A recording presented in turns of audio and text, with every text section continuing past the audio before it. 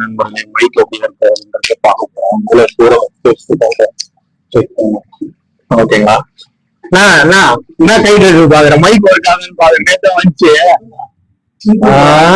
300 ரூபாய். Hello, 1 2 3 mic testing. முன்னாடி sir எங்க இருக்கிறீங்க? காலேஜ் ஒண்ணு பண்ணுனேன். எனக்கு பண்ணலாம் தான் இல்லடா, பண்ணலாம் இரு. போன் பண்ண மாட்டாங்க.